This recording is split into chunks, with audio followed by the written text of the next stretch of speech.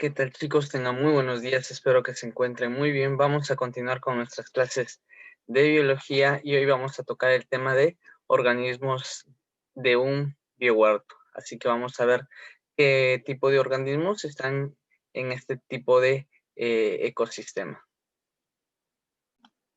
Empecemos, ¿no?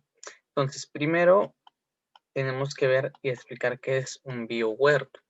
Cuando hablamos de un biohuerto, estamos hablando de un pequeño ecosistema, o mejor dicho, un sistema abierto. ¿Por qué decimos que es un sistema abierto? Porque así como ingresa, también va a estar saliendo constante, va a ingresar y salir constantemente ¿qué?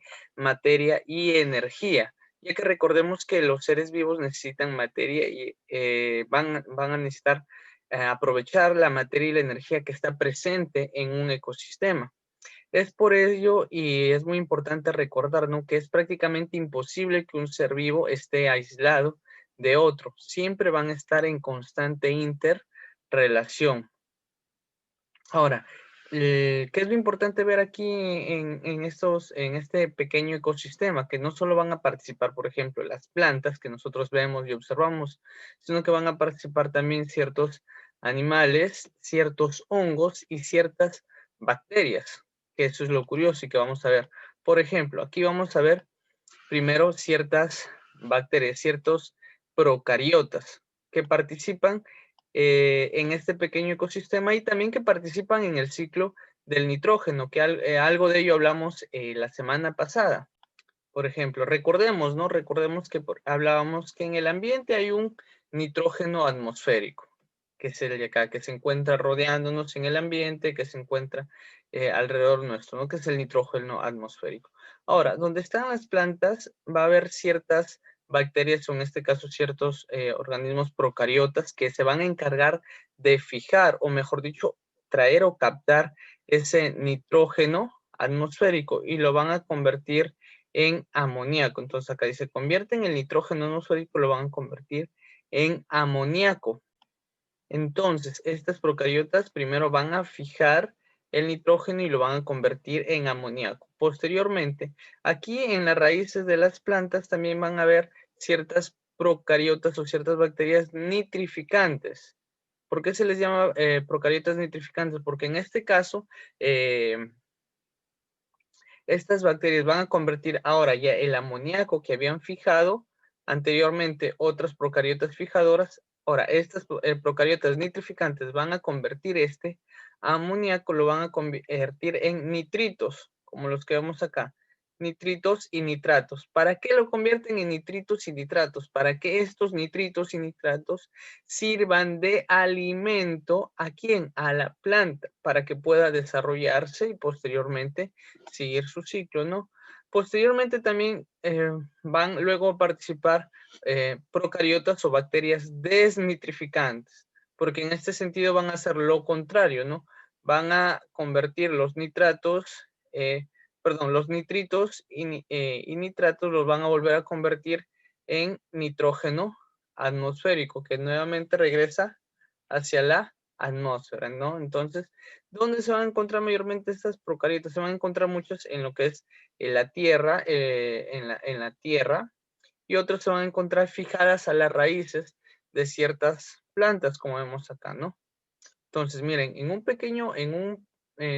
un biohuerto van a participar, como ya estamos viendo, entonces, estos pequeños organismos que están ahí y sin embargo nosotros no nos damos cuenta, pero ahí están participando. ¿Qué otros van a participar? Por ejemplo, los hongos.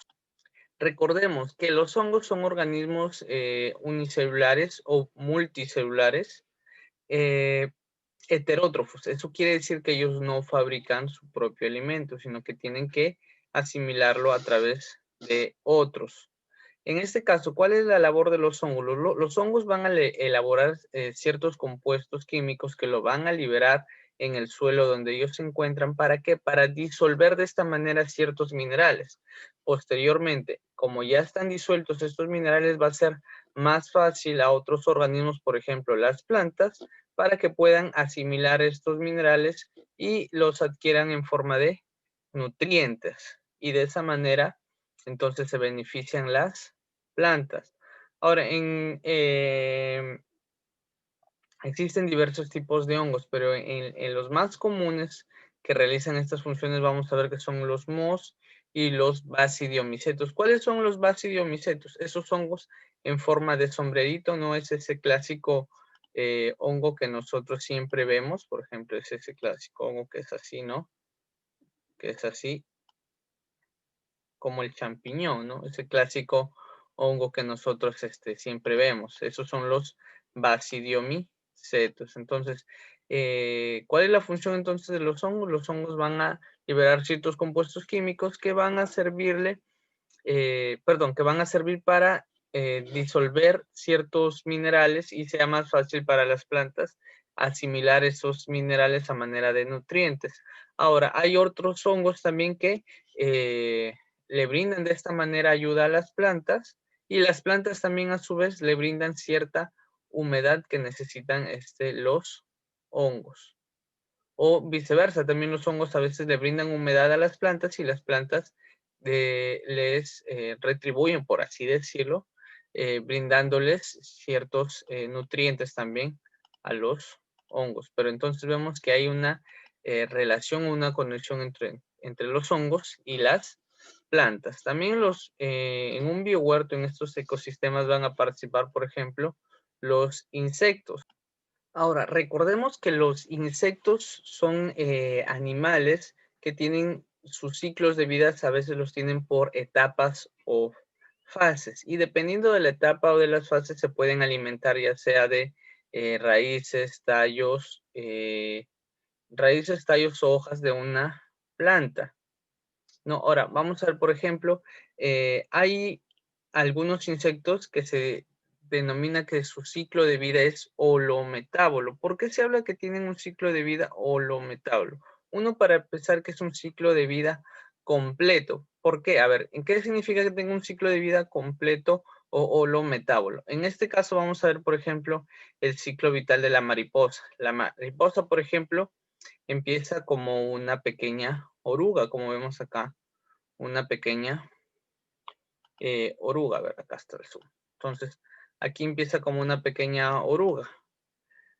Se va alimentando de las hojas que encuentra y va a empezar a hacer un capullo o también ya denominado crisálida, ¿no? Y aquí va a empezar su proceso de metamorfosis y se va a convertir en una mariposa. Entonces hablamos de un ciclo de vida holometábolo o ciclo de vida completo, porque vamos a ver que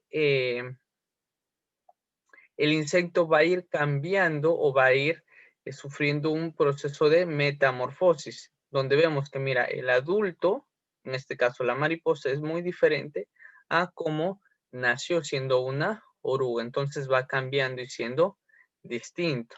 Posteriormente también vamos a ver otros insectos que se dice que tienen un ciclo de vida incompleto o hemimetábolo. Entonces, ¿por qué decimos que es incompleto o hemimetábolo? En este caso vamos a tener, por ejemplo, al grillo. El grillo, si vemos durante su ciclo de vida, vemos que no ha cambiado prácticamente mucho, ¿no? Vamos a ver que el adulto, que vemos por acá, el adulto es muy parecido a lo que eh, es muy parecido aquí a la cría o cuando es pequeño, cuando es un recién nacido. Entonces, no hay cambios, no hay un proceso de metamorfosis como tal. Entonces, no está cambiando, no está variando mucho. Por eso se dice que tiene un ciclo de vida incompleto o hemimetábolo. Ahora, muchos insectos se les considera como plagas. ¿Por qué se les considera como plagas? Porque van a dañar o van a perjudicar lo que es el cultivo, ya que estos animales son organismos heterótrofos, ¿no? Que necesitan alimentarse de otro tipo de seres vivos, en este caso las plantas. Ahora, en este sentido, los insectos son perjudiciales para un biohuerto.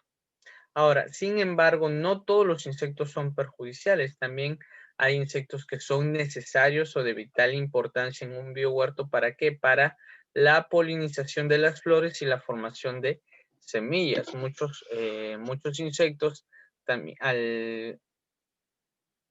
Se necesita, es importante, por ejemplo, muchos insectos que sirven para la polinización de las flores, por ejemplo, las abejas son las más importantes, ¿no? Para que puedan trasladar el polen de una planta a otra y así polinizarla. Y otros insectos, por ejemplo, también que se eh, alimentan de una planta, por ahí van transportando ciertas semillas, ¿no? Entonces, por ahí es importante también la intervención de ciertos insectos, ¿no? Ahora, en su gran mayoría sí son perjudiciales, ¿no? Son considerados plagas, pero no todos. Entonces hay que considerar este factor de los insectos que también se interrelacionan en un biohuerto, ya sea de manera benéfica o de manera perjudicial. Bien, vamos a ver por aquí también que las aves juegan un papel importante también en lo que es un biohuerto, son de mucha importancia. Por ejemplo, vamos a ver que son organismos que están estrechamente relacionados con la planta, ya que pueden transportar insectos que ayudan a polinizar y asimismo hay aves que se alimentan de las plantas y van a dispersar el polen de las flores. Por ejemplo, uno de los más conocidos es el picaflor, pero también hay ciertos aves que se alimentan de sus frutos que sirven para dispersar lo que las semillas. Por ejemplo, el coliflor se alimenta del néctar, ¿no? Entonces va a transportar directamente el grano de polen de una flor a otra flor y de esa manera las va a polinizar y asegura la fecundación del óvulo y la formación así también de las semillas. Ahora, en el proceso de que una planta, de que un ave como el picaflor lleva el grano de polen de una planta a otra, se va a asegurar en este caso que haya un intercambio de genes en las plantas, lo cual va a permitir desarrollar nuevas variedades de plantas, ya sea en su forma o ya sea en su color o ya sea en otro tipo de características, ¿no? Entonces, al haber cruces de repente entre plantas diferentes, al polinizarse plantas diferentes, entonces va a haber esta variabilidad genética produciendo nuevas variedades de plantas. Como les dije, también otras aves se van a alimentar de lo que son los frutos y así las aves van a dispersar las semillas y promueven también la formación de nuevas plantas en otros lugares. Ayudan, por ejemplo, a reforestar. En mucho caso, por ejemplo, las aves son animales migratorios. Entonces van a ir de un lugar a otro, de un extremo a otro.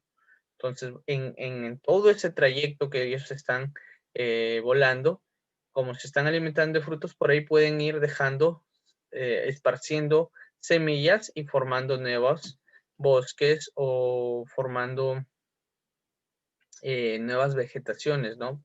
Nuevas grupos de vegetaciones en lugares donde de repente antes no lo sabía. Entonces ayudan en este sentido también a reforestar.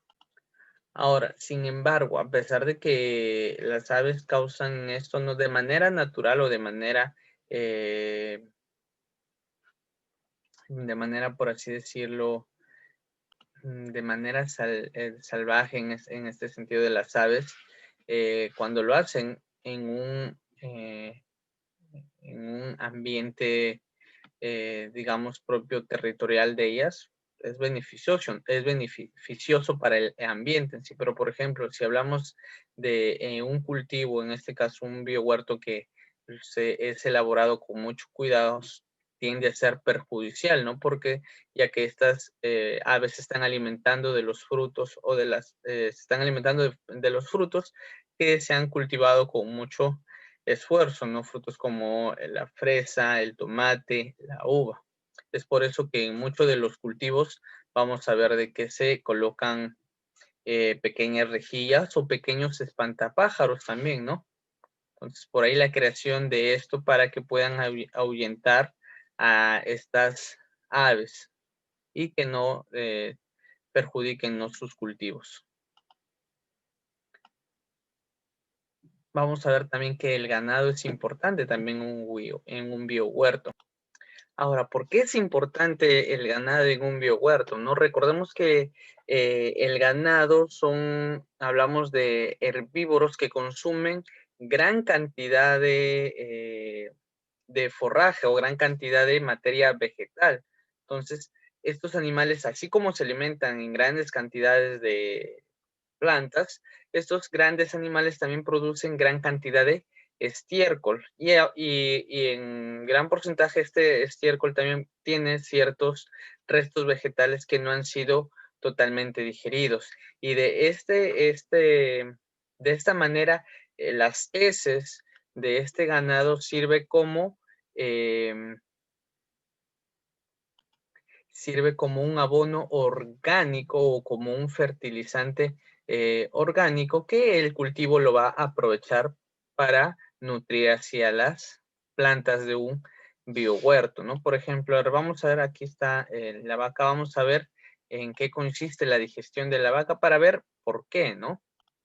Entonces vamos a ver, miren cómo es la digestión en este caso, la vaca que represente al ganado, ¿no? En este caso el ganado vacuno, pero hay ganado ovino, hay ganado porcino, etcétera. Pero el ganado vacuno es el más representativo, ¿no? En este sentido. Vamos a ver que la vaca es un rumiante. Es un rumiante, ¿por qué? Porque tienen esta característica, valga la redundancia, de rumiar. ¿Qué significa rumiar? Significa que estar en constante, eh, cada vez que ellos se están alimentando, están constantemente masticando, masticando, masticando, masticando. Ahora, una vez que lo mastican, pasa a su intestino y otra vez lo regresan y lo vuelven a masticar. A ese proceso se llama rumiar, ¿no? Mastican, mastican, lo pasan, lo vuelven, una vez que lo pasan, se digiere un poco y vuelve a regresar y lo vuelven a masticar. Entonces, constantemente están mastique y mastique como si tuvieran un chicle, ¿no? En la boca, parecido a algo así, ¿no? Ahora, ¿cómo es el aparato digestivo, el sistema digestivo de estos animales? Vamos a ver que tienen un sistema digestivo complejo. ¿Por qué? Porque tienen un sistema digestivo con 4 cavidades estomacales, a diferencia de nosotros que tenemos solamente una, ¿no? Entonces, vamos a ver que en este caso el pasto que consume la vaca es masticado parcialmente por la boca, están un cierto periodo masticando, luego lo van a pasar por la panza, lo van a pasar después al bonete y de aquí va a volver a regresar nuevamente a la boca para ser masticado y para volver otra vez a pasar por la panza y el resto de cavidades estomacales. Y finalmente ya pasa lo que es el intestino para digerir. Ahora, la pregunta es ¿por qué, no? ¿Por qué pasa tantas veces esto? ¿Por qué tiene que masticar tanto? ¿Y por qué una vez que pasa por la panza y el bonete, nuevamente tiene que regresar a la boca para ser masticado? Recordemos que las plantas tienen una pared celular gruesa y entonces es difícil degradar todos los componentes o todas las sustancias o todos los nutrientes en este sentido. Es difícil degradarlos y asimilarlos a su vez. En este caso, el sistema digestivo de los rumiantes, en este caso de las vacas, está totalmente adaptado. ¿Para qué? Para poder degradar y asimilar a su vez los nutrientes que se encuentran en este tipo de pastizales o de plantas, ¿no? Lo hacen con el sentido de poder digerirlo por completo. En nuestro caso, por ejemplo, nuestro sistema digestivo no está preparado para poder aprovechar los nutrientes que vienen en una ensalada o que se encuentran en ciertos vegetales, ¿no? Sin embargo, es bueno consumirlos porque a nosotros nos ayuda a limpiar nuestro sistema digestivo, ¿no? Entonces, en este caso, vamos a ver que los rumiantes o las vacas sí están adaptados o preparados para poder asimilar todos estos nutrientes, ¿no? Vamos a ver que en la panza la digestión de las hojas o material vegetal se va a fermentar y con la participación de ciertas bacterias y protozoarios que también tienen ellos en su intestino, lo ayudan a degradar eh, estos vegetales, ¿no? Entonces, aquí está la explicación de todo el proceso digestivo, ¿no? Que hay en estos en estos animales.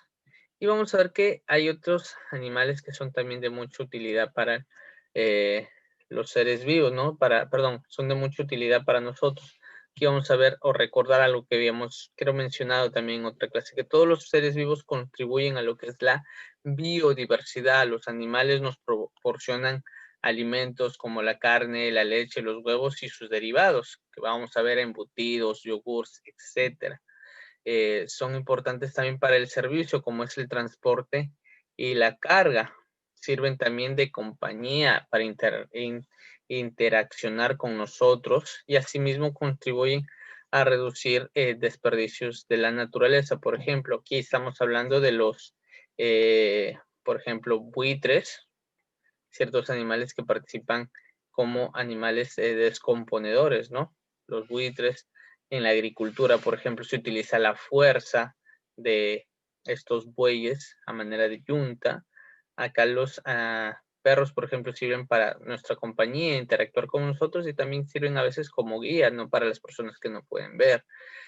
Animales que su pelaje nos sirve a nosotros para la vestimenta, otros que nos sirven a nosotros de alimento directo o a través de los derivados como son, por ejemplo, la miel, que es un derivado que es un producto, ¿no? Que se saca de los panales o de las abejas, que es fabricado por las abejas. Entonces aquí estamos hablando, miren, de todos los organismos que participan en un biohuerto o en este pequeño ecosistema abierto, ¿no? Entonces, bien, chicos, hasta aquí nos quedamos por hoy. La próxima clase vamos a ver, vamos a continuar viendo el del biohuerto. Vamos a ver los beneficios de tener o elaborar un biohuerto. Entonces, nos estamos viendo, chicos, así que Dios los bendiga.